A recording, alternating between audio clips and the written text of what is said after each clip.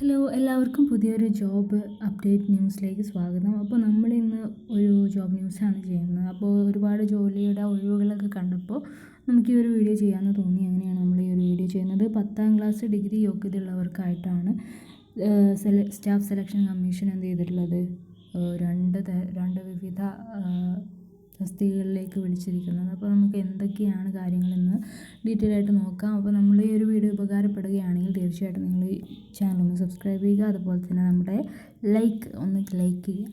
പിന്നെ നിങ്ങൾക്ക് ഈ ഒരു ന്യൂസ് മറ്റുള്ളവരിലേക്ക് ഷെയർ ചെയ്യാം. ഓക്കെ, അപ്പോൾ അത്രയേ ഉള്ളൂ. അപ്പോൾ നമ്മൾ ഡീറ്റെയിൽ ആയിട്ടുള്ള കാര്യങ്ങളിലേക്ക് പോകാം. ഫസ്റ്റ് കാറ്റഗറി വരുന്നത് SSC CGL ആണ്.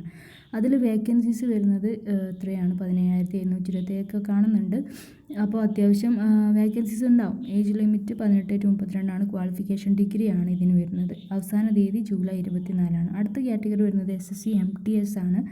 അതിന് കീഴിൽ 8,326 വേക്കൻസീസ് വരുന്നുണ്ട്. Age limit 18 to 25 qualification SSLC ആണ്. ഓക്കെ, അപ്പോൾ ഓരോന്നും അതിൻ്റേതായിട്ടുള്ള രീതിയിലായിരിക്കും എക്സാം ഉണ്ടാവുക. SSLC ആകുമ്പോഴും ഡിഗ്രി ആകുമ്പോഴും മാറ്റം ഉണ്ടാവും, ആ കാര്യം ശ്രദ്ധിക്കുക. പിന്നെ ഇതിൻ്റെ അവസാനത്തെ തീയതി വരുന്നത് ജൂലൈ 27. പിന്നെ മറ്റുള്ള കാര്യങ്ങളൊക്കെ നിങ്ങൾക്ക് ഇതിൽ വായിച്ച് നോക്കാവുന്നതാണ് പോസ് ചെയ്തിട്ട്. പിന്നെ പരീക്ഷ രണ്ട് ഭാഗങ്ങളായിട്ടാണ് നടത്തുന്നത്. ആദ്യത്തെ ടയർ 1 എന്ന വിഭാഗത്തിൽ പാസ്സായാൽ മാത്രമേ ടയർ 2ലേക്ക് നിങ്ങൾക്ക് കടക്കാൻ പറ്റുള്ളൂ. അപ്പോൾ ഈ ടയർ 1 എന്ത് പരീക്ഷയാണെന്ന് ചോദിച്ചാൽ ആ പരീക്ഷയിൽ യോഗ്യത നേടുന്ന ടയർ 1, 2 എന്നീ പരീക്ഷകൾ ഒബ്ജക്റ്റീവ് മൾട്ടിപ്പിൾ ചോയ്സ് മാതൃകയിലായിരിക്കും.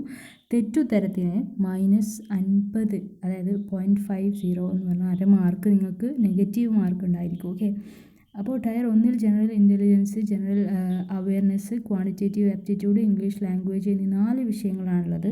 4 വിഷയങ്ങളിലും 25 വീതം ചോദ്യങ്ങളുണ്ടാവും. ആകെ 100 ചോദ്യങ്ങളും 200 മാർക്കുമാണ്. ഓക്കെ, 1 മണിക്കൂറാണ് പരീക്ഷാ സമയം.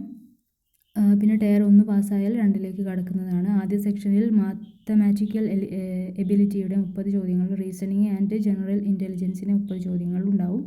ആകെ 60 ചോദ്യങ്ങൾക്ക് 150 മാർക്കാണ്. 1 മണിക്കൂറാണ് സമയം. രണ്ടാമത്തെ സെക്ഷനിൽ ഇംഗ്ലീഷ് ലാംഗ്വേജ് ആൻഡ് കോംപ്രിഹെൻഷൻ 45 ചോദ്യങ്ങളും ജനറൽ അവയർനെസ്സിൻ്റെ 25 ചോദ്യങ്ങളും ഉണ്ടാകും. ആകെ 70 ചോദ്യങ്ങൾക്ക് 210 മാർക്കാണ്.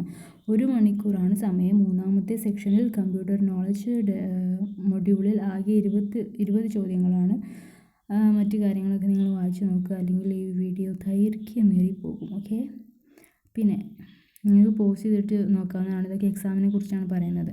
പിന്നെ പരീക്ഷാ തീയതി, തിരഞ്ഞെടുപ്പിൻ്റെ ഭാഗമായുള്ള ടയർ 1 കമ്പ്യൂട്ടർ അധിഷ്ഠിത പരീക്ഷ സെപ്റ്റംബർ, ഒക്ടോബർ മാസങ്ങളിൽ നടക്കും. ടയർ 2 പരീക്ഷ ഡിസംബറിലായിരിക്കും. ഓക്കെ, പിന്നെ പരീക്ഷാ കേന്ദ്രങ്ങൾ കേരളത്തിൽ എവിടേക്കാണ് വരുന്നതെന്ന് നിങ്ങൾ പോസ് ചെയ്ത് വായിച്ച് നോക്കുക. ഓക്കെ, അപ്പോൾ നിങ്ങൾക്ക് ഏറ്റവും സ്യൂട്ടബിൾ ആയിട്ടുള്ള ഒരു പരീക്ഷാ കേന്ദ്രമാണ് നിങ്ങൾക്ക് സെലക്ട് ചെയ്യാനായിട്ട്. അപ്പോൾ സ്ത്രീകൾക്ക്, വനിതകൾക്കും SC/ST വിഭാഗക്കാർക്കും വിമുക്ത ഭടന്മാർക്കും ഫീസില്ല. മറ്റുള്ളവർക്ക് 100 രൂപയാണുള്ളത്. അത് ജൂലൈ 24 വരെ അടക്കാം.